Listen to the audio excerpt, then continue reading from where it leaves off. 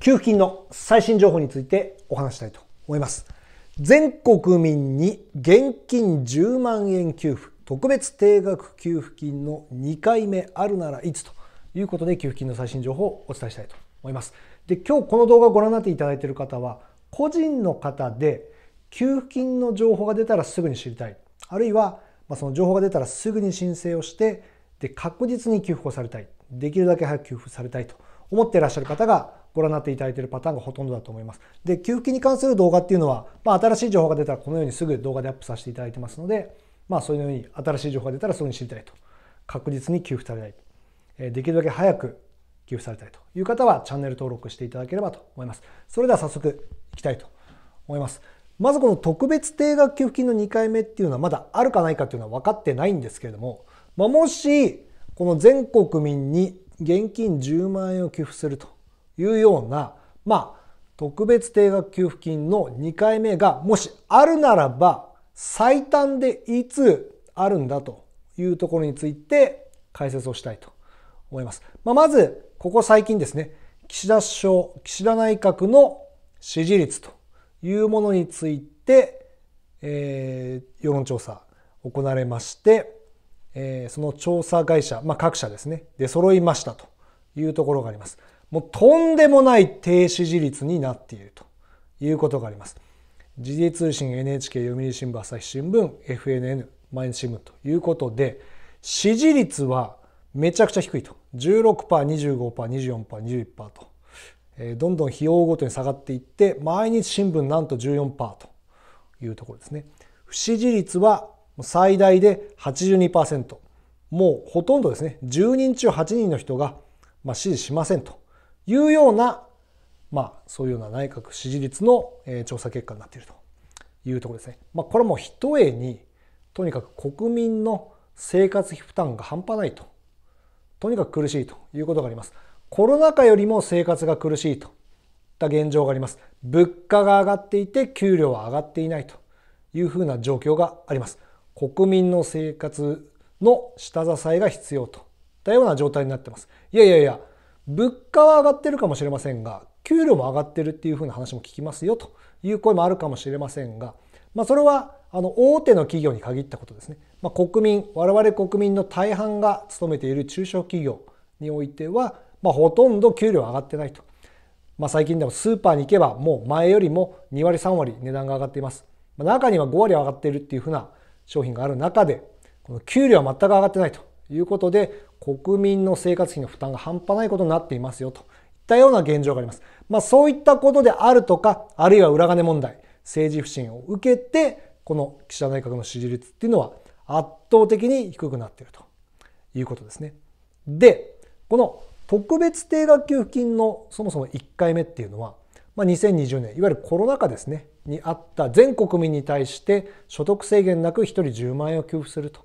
いったような給付金ですというところですね。で、この2回目となりますと、このコロナ禍と同じように、この国難ということでないと行いませんよということで、岸田首相は言ってます。さあ、果たして今はコロナ禍に比べて国難と言えるようなタイミングではないのでしょうかというところですね。コロナ禍というのは観光ですとか、いわゆる旅行ですよね。とか、あるいは交通、あるいは外食産業といったようなところに関しては、外出制限とかいうのがありましたので、当然苦しいといったような状況になりました。ただ、我々国民にとっては、このコロナ禍よりも今の方がきついと。物価が上がって給料上がっていないという状態なので、今の方がきついですよ。今の方が国難ですよという声がめちゃくちゃあると。それがこの低支持率と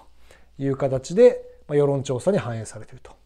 たような形です。さあ、岸田首相はこのまま低い支持率と国民の声というものを無視し続けることができるのでしょうかというところが、この特別定額給付金の2回目あるならばいつだというところの推理に関係してくるというところです。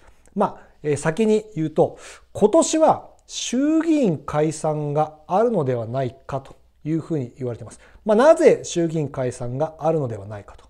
いうところですが、それはもう今年の9月に自民党総裁選があるということが理由になってきます。で、なんでかというと、このまま岸田首相がこの低支持率を、抱えたままですね、自民党総裁選に再選できるとは到底思えないというところですね。そういった政治不信というのはもちろんあっての低支持率なんですが、岸田首相がそもそも人気がないという状況で、こういった政策もなかなか国民に伝わってないと、あるいは評価されてないというところで、あるいはですね、この派閥を解消しますとかいうふうな話を、自民党内で、岸田首相がですね、始めたというところで、他の派閥からなんだというふうな批判の声もありますので、この自民党総裁としてまた岸田首相がですね、再選できるということはもうおそらくないだろうというところですね。で、ただ、逆転の方法としては、この衆議院を解散して、自民党がもしかしたら議席を減らすかもしれないんですけれども、過半数を確保するということになれば国民に承認されましたよといったようなものをもってして自民党総裁選にもう一回挑んで、もう一回再選するということですね。そういうような可能性、そういうシナリオっていうのが考えられます。もちろん岸田首相っていうのはそれを狙っているということですね。で、このどういうふうなシナリオかというと、この1月から6月に関しては、通常国会がありますと。で、ここで、この裏金問題の元になっているこの政治資金規正法っていうのを改正して、で、あるいはこの6月にはですね、去年の年末に、経済対策案で発表した、減税4万円という、1人減税4万円というのが始まります。そのタイミングですので、そこで、国民の支持率というものをある程度上げて解散すると。で、解散して、自民党過半数を確保して、そして自民党総裁選に挑んで再選というところを狙っているという形です。つまり、この低い支持率というのでは、解散は絶対無理なんで、この国民の声を無視することはできないと。岸田首相が再選するには、この衆議院解散して、その後過半数を獲得するというふうな結果が必要なんですが、今のこの国民の支持率では到底無理なんで、この岸田首相がこの首相としてまだ継続していくためにはですね、国民の支持っていうのが絶対に必要だといったような形になってきます。さあ、この状況では岸田首相は再選しないというわけなので、去年末に決めた経済対策案、給付7万円というのもありました。あるいはこの6月から減税4万円というのが始まります。それに加えて、特別定額給付金の2回目のような、そういった給付金というのを行ってくる可能性が今一番高くなってるんじゃないかなというふうに思ってます。この特別定額給付金っていうのは、この補正予算として、このコロナ禍にですね、急遽、自民党がこういった10万円、1人10万円を給付するということを閣議決定していったのですが、実は一度別の案で閣議決定したものを